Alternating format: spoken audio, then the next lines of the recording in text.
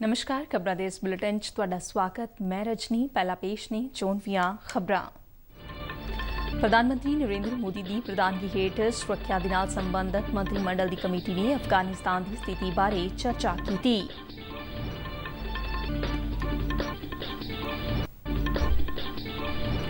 विदेश मंत्री doctor S Jaishankar ने फ्रांस के विदेश मंत्री दे नाल अफगानिस्तान की स्थिति बारे चर्चा की।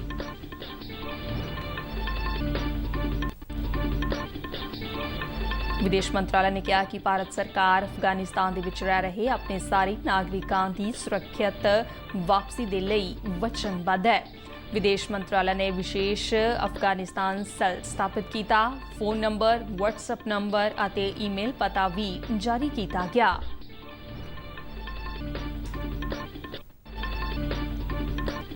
भारत ने घट गिनती भाईचारे की सभ्याचारक विरासत ते हमले दे लई पाकिस्तान की निंदा की।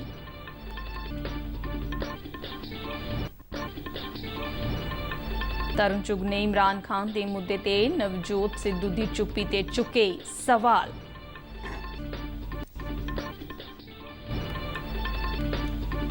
केंद्रीय सेहत ते परिवार भलाई राज मंत्री डॉक्टर भारती पवार ने कहा है कि देश के हरेक नागरिक तक सेहत सहूलतां पहुंचाउण दे लई कोई कसर बाकी नहीं छड्डी जावेगी।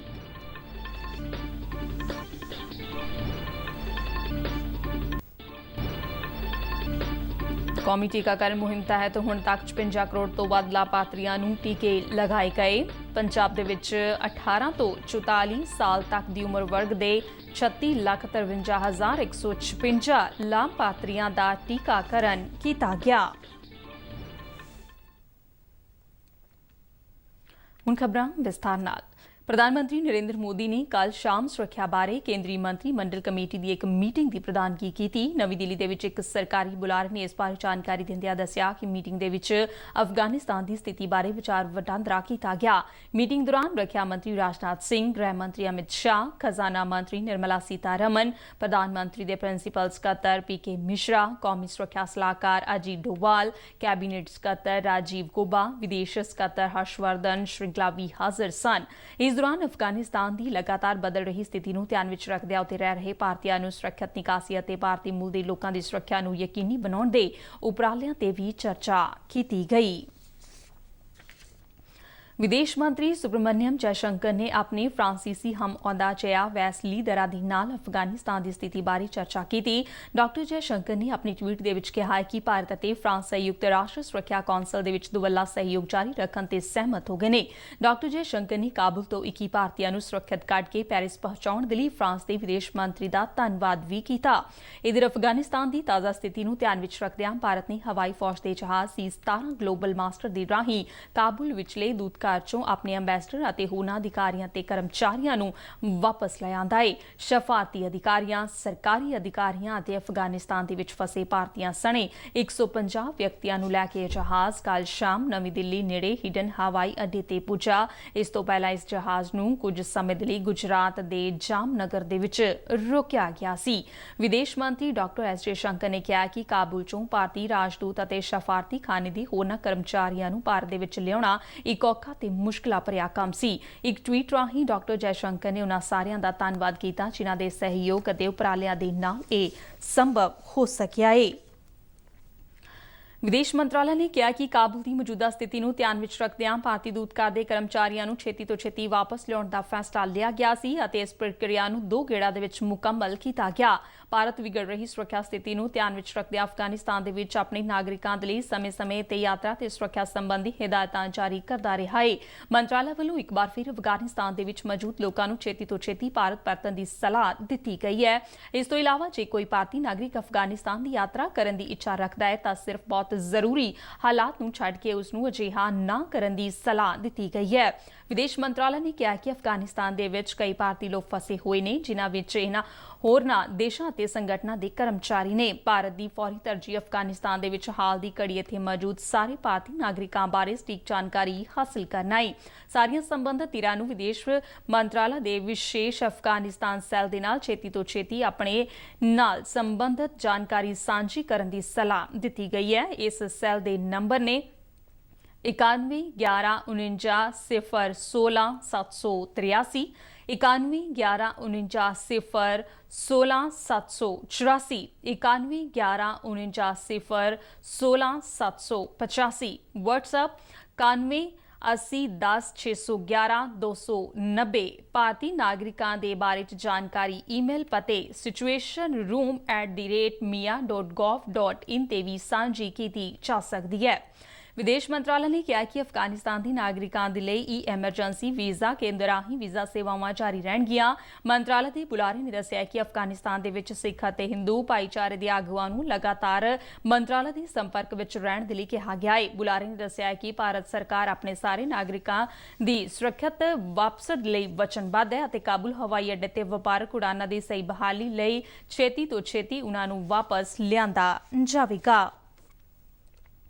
अमरीकी विदेश मंत्री एंटनी ब्लिंकन ने चीन और रूस के अपने हमअहुदा मंत्रियों के नाल अफगानिस्तान सरकार के टिकण बारे चर्चा की। अमरीकी विदेश विभाग के एक बुलारे ने दस्सिया है कि एंटनी ब्लिंकन ने रूस के विदेश मंत्री सरगेई लावरोव और चीन के विदेश मंत्री वांग यी दे नाल सुरक्षा स्थिति और लोगों की सुरक्षित निकासी के यत्नां बारे चर्चा वखरे तौर पर की। इस दौरान रूस ने कहा है कि उन्हां वल्लों अफगानिस्तान दे विच सरगर्म सियासी ताकतां दे नाल मिलकर हालात आम वांग करन दे यतन किए जा रहे हैं। उन्होंने स्पष्ट किया है कि अफगानी आगुआं दे नाल राबता कायम करन दा इक्को एक मकसद मौजूदा स्थिति च अफगानिस्तान च स्थिरता और व्यवस्था नूं सुचारू बनाउण च मदद करना है।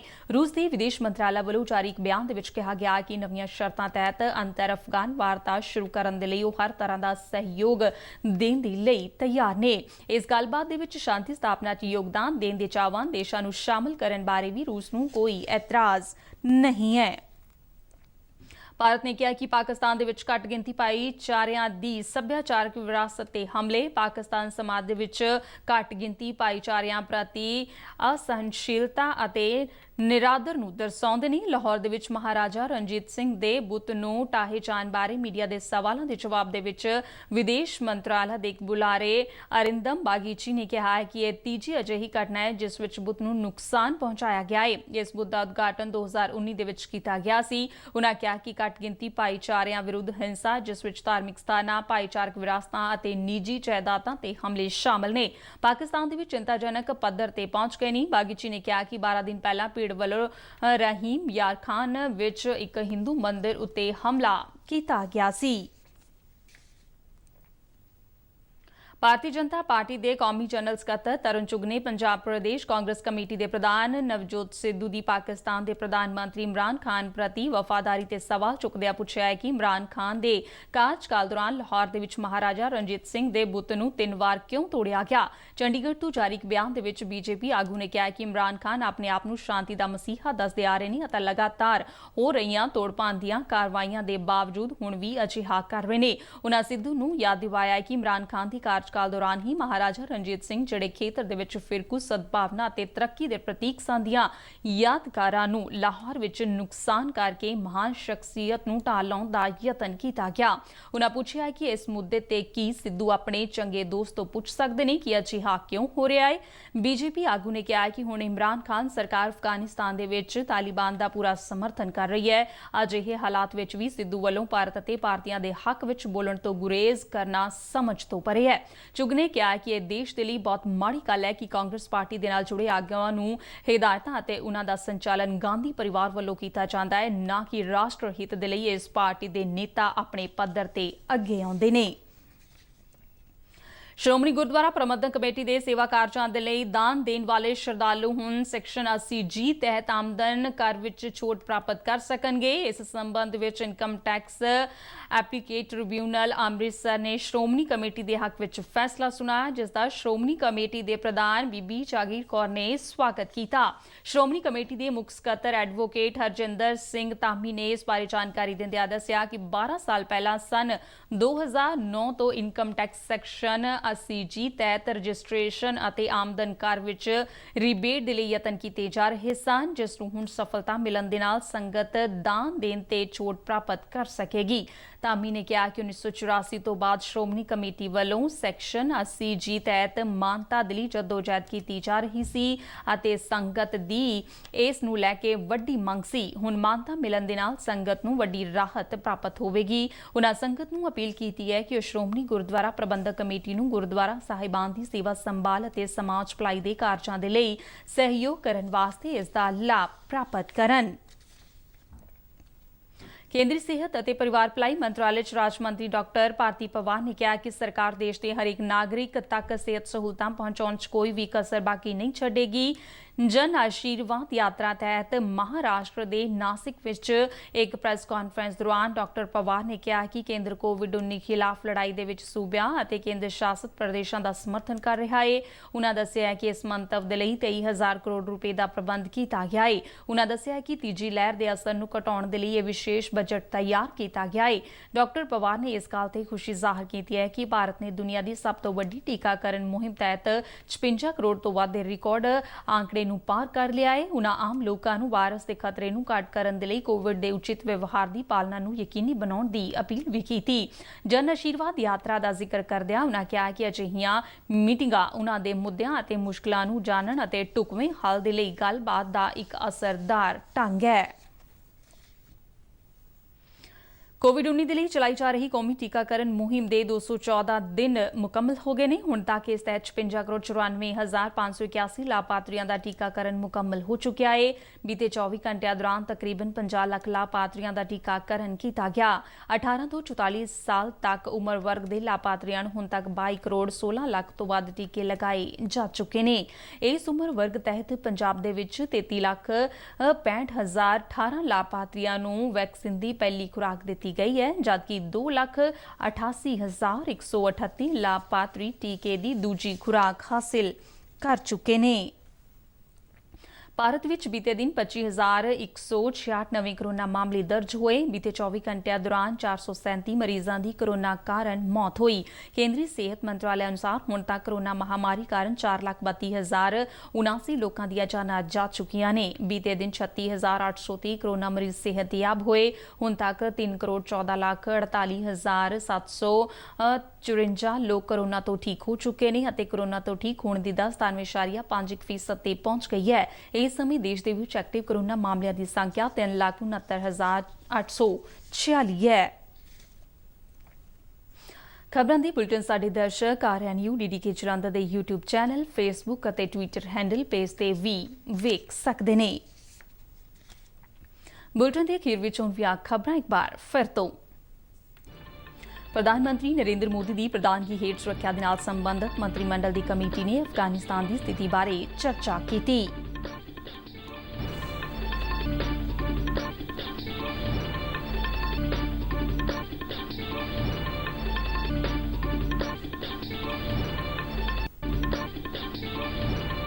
विदेश मंत्री डॉक्टर एस जयशंकर ने फ्रांस के विदेश मंत्री दे नाल अफगानिस्तान की स्थिति बारे चर्चा की।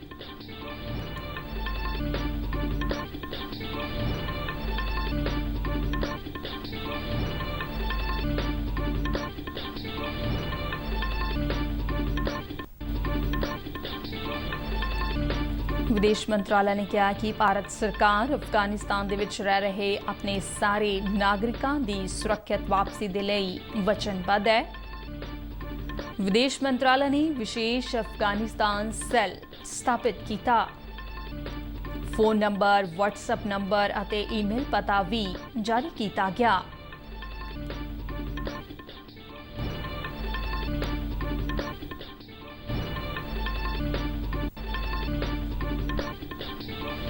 ਭਾਰਤ ਨੇ ਘੱਟ ਗਿਣਤੀ ਭਾਈਚਾਰੇ ਦੀ ਸੱਭਿਆਚਾਰਕ ਵਿਰਾਸਤ ਤੇ ਹਮਲੇ ਦੇ ਲਈ ਪਾਕਿਸਤਾਨ ਦੀ ਨਿੰਦਾ ਕੀਤੀ।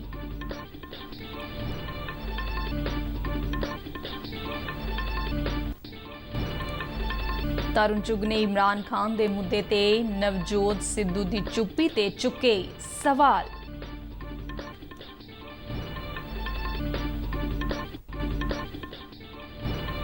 केंद्रीय सेहत ਅਤੇ परिवार भलाई राज मंत्री डॉक्टर भारती पवार ने कहा कि देश के हरेक नागरिक तक सेहत सहूलतां पहुंचाउण दे लई कोई कसर बाकी नहीं छड्डी जावेगी।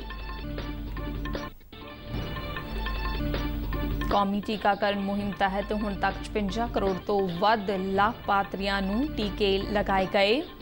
ਪੰਜਾਬ ਦੇ ਵਿੱਚ 18 ਤੋਂ 44 ਸਾਲ ਤੱਕ ਦੀ ਉਮਰ ਵਰਗ ਦੇ 36,53,156 ਲਾਭਪਾਤਰੀਆਂ ਦਾ ਟੀਕਾਕਰਨ ਕੀਤਾ ਗਿਆ। ਇਸ ਦੇ ਨਾਲ ਹੀ ਖਬਰਾਂ ਦਾ ਇਹ ਬੁਲੇਟਿਨ ਖਤਮ ਹੁੰਦਾ ਹੈ। ਨਮਸਕਾਰ।